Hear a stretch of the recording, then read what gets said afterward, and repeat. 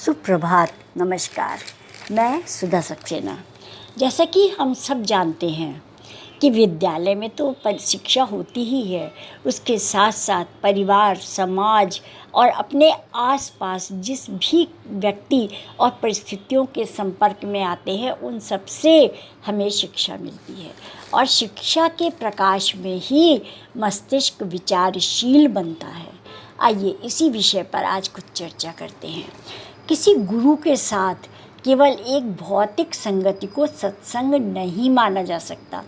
सत्संग का वास्तविक अर्थ शिष्य का ज्ञान की खोज में उसकी भागीदारी और समान रूप से उसके गुरु की भागीदारी से जुड़ा होता है, जो अपने शिष्य को ज्ञान की तलाश में राह दिखाता है।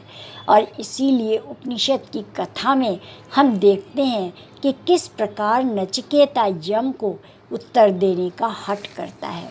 उद्दालक को भी हम श्वेतकेतु से स्वयं की प्रकृति को दोहराते हुए देखते हैं।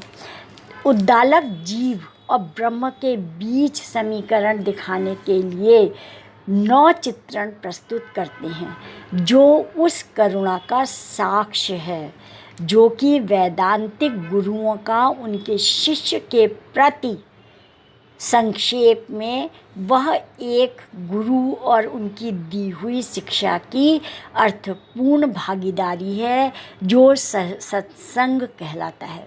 बृहदारण्यक उपनिषद में याज्ञवल्क्य मैत्रेय को सत्संग के सिद्धांत की व्याख्या स्वतंत्रता के साधन के रूप में करते हैं। वह कहते हैं कि सुनना पहला चरण है, जो किसी का नेतृत्व सहज रूप से उस प्रतिबिंब की ओर करता है जिसके द्वारा शुद्ध मन वास्तविक रूप में स्वयं का अनुभव करता है। सुनना उन कारणों पर बार बार जोर डालता है कि मस्तिष्क आत्मचिंतन की राह में बिल्कुल नया है और इन प्रक्रियाओं के लिए इसके पास कोई योग्यता नहीं है, परंतु शिक्षा के प्रकाश में इसे विचारशील बनाया जा सकता है, जिसमें सुनना भी शामिल है। आप स्वयं से लगातार प्रश्न कर सब जान सकते हैं और उस गुरु की सेवा करके भी जो स्वयं की सच्चाई को जानते हैं।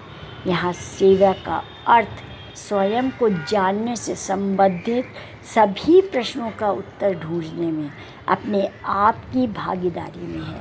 इसका अर्थ गुरु की शिक्षा द्वारा ज्ञान की तलाश करना है। तात्पर्य ये है कि जब सुनना एक सबसे महत्वपूर्ण और सशक्त साधन है हमारे मस्तिष्क को ज्ञान प्रदान करने का और मस्तिष्क में प्रकाश उत्पन्न करने का।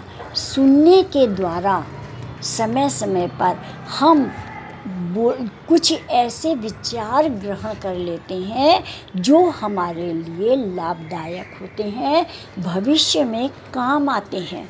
तो सुन करके हमारा मस्तिष्क क्रियाशील हो जाता है, उस ओर सोचने लगता है, हमें ध्यान लगाने में मदद मिलती है, सहायता मिलती है और हमारी बुद्धि तर्कपूर्ण हो जाती है।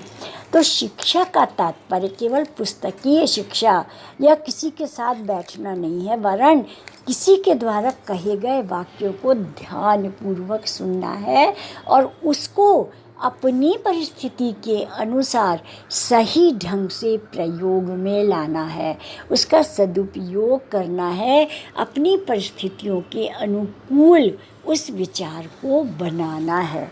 और ये सत्संग है और इसीलिए कहते हैं कि शिक्षा के प्रकाश में ही मस्तिष्क विचारशील बनता है।